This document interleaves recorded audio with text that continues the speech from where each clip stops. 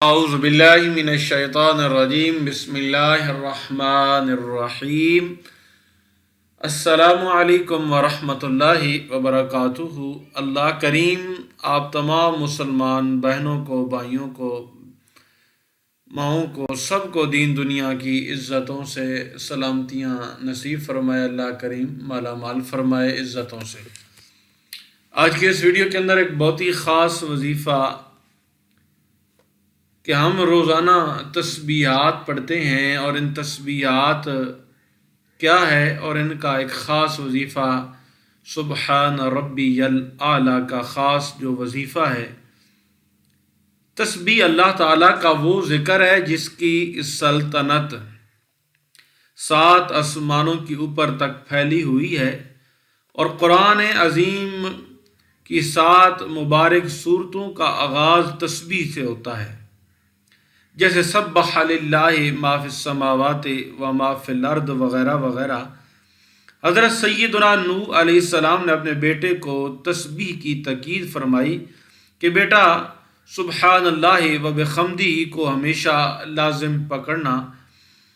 یہ وہ کلمے ہیں جس کی برکت سے تمام مخلوق کو روزی ملتی ہے۔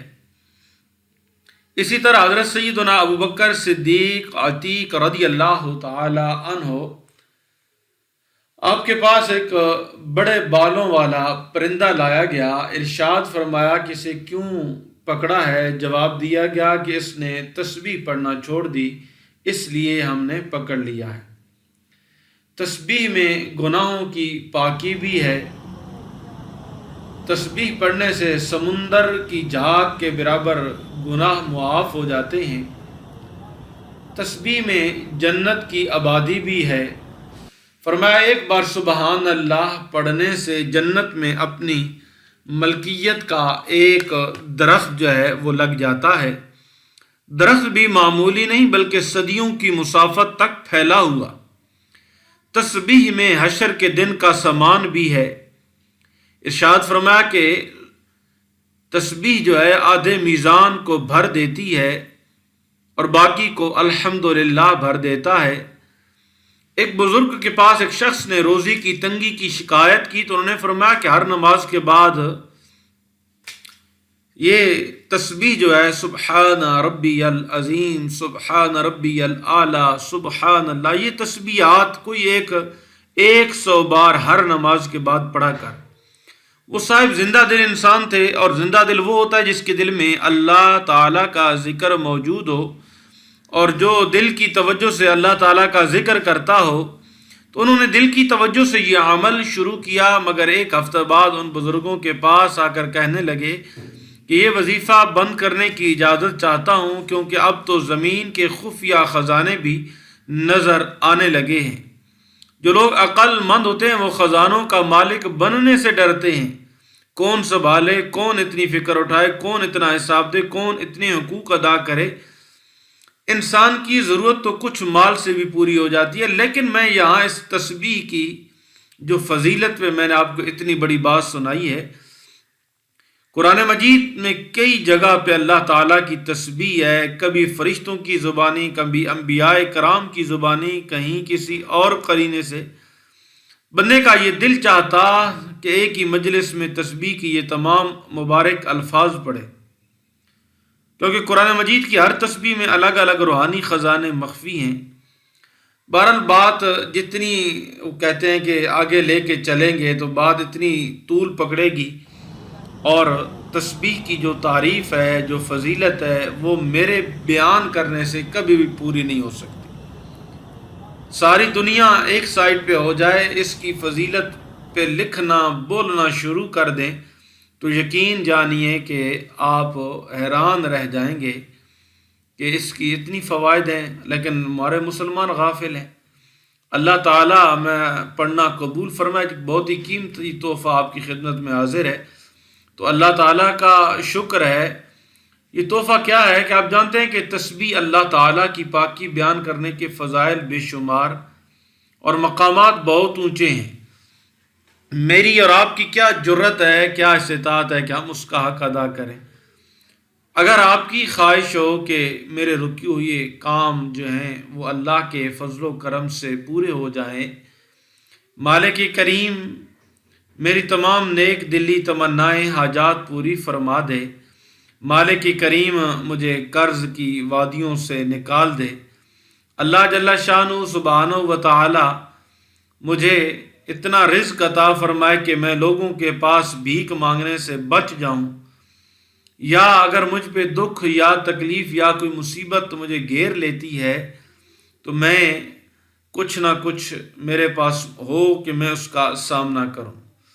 تو جی ہاں، اللہ کا کریم کا حکم بھی یہی ہے، تو آپ اس عمل کو کریں گے تو انشاءاللہ آپ کا روح بھی خوش ہوگا، اور اس عمل کے کرنے سے آپ کی صحت بھی ٹھیک ہوگی۔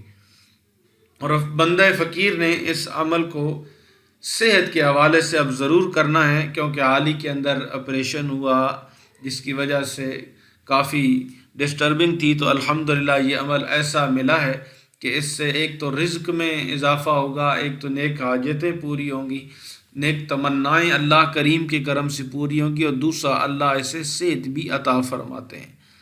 تو جی ہاں، اب عمل کی طرف چلتے ہیں۔ آپ نے کیا کرنا ہے؟ سب سے پہلے وضو کر لینا ہے۔ وضو کرنے کے بعد قبلہ رخ آپ نے بیٹھ جانا ہے، قبلہ رخ آپ نے بیٹھ جانا ہے، اور بیٹھ کر آپ نے نبی پاک صلی اللہ تعالیٰ علیہ وسلم کی ذات پر 11 مرتبہ درود شریف پڑھنا ہے۔ پھر اللہ اکبر کہتی ہوئے، اگر آپ صحت مند ہیں، آپ کی طبیعت مانتی ہے، صحت ٹھیک ہے، تو آپ سیدھے سجدے میں چلے جائیں، اور سجدے کے میں جو ہے نا، جیسے نماز کے لیے سجدہ کرتے ہیں 333 مرتبہ سبحان ربی الاعلی، سبحان ربی الاعلی، سبحان ربی الاعلی، یہ کلمات، یہ تسبیح آپ پڑھیں 333 بار۔ پڑھنے کے بعد سر کو اٹھائیں۔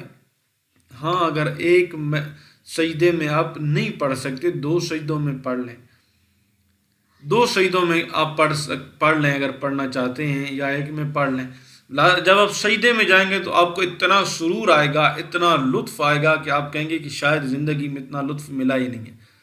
تو 333 بار جب سبحان ربی الاعلی مکمل ہوگا تو اس کے بعد آپ نے اٹھنا ہے، اور اٹھ کر سلام دونوں طرف پھیر دینا ہے، اور پھر 11 بار نبی پاک صلی اللہ تعالیٰ علیہ وسلم کی ذات پہ درود شریف پڑھنا ہے۔ اب یہاں آپ اپنے رب سے جو کچھ مانگنا چاہتے ہیں، اپنے رب کی حضور جو کچھ مانگنا چاہتے ہیں، دل کھول کر مانگیں، جو حاجت ہے پیش کریں۔ میرا مالک اس تسبیح کے صدقے، اس تسبیح کے توفیل اور اس عمل کے توفیل آپ کی مرادوں کو پورا فرمائیں گے۔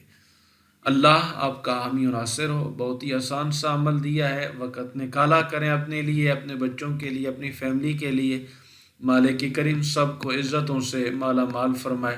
دوران ویڈیو اگر کوئی جملے غلط نکل گئے تو بتقاضۂ انسان بشریت آپ نے انہیں درگزر کرنا ہے، اور بندے کی اصلاح بھی کمنٹ سیشن میں ضرور کرنی ہے۔ میرا اللہ کریم آپ کو دین دنیا کی عزتوں سے، عظمتوں سے، شان و شوکت اور رفعتوں سے مالا مال فرمائے۔ انشاءاللہ اسی طرح کی ویڈیوز آپ کو اگر اچھی لگی ہیں تو آپ مزید ویڈیوز کے لیے ضرور اسلامک فقہ کو سبسکرائب کریں، اور ساتھ میں بیل آئیکن بٹن پر بھی پریس کریں تاکہ مستقبل میں آنے والی ویڈیوز آپ دوستوں کو ٹائم پر ملتی رہیں۔ آخر میں ایک دعا، اللہ کریم سب بے اولادوں کو نیک اولاد، اور سب بے سکونوں کو سکون، سب بے گھروں کو گھر والا اللہ کریم بنائے۔ اللہ حافظ۔ السلام علیکم ورحمۃ اللہ وبرکاتہ۔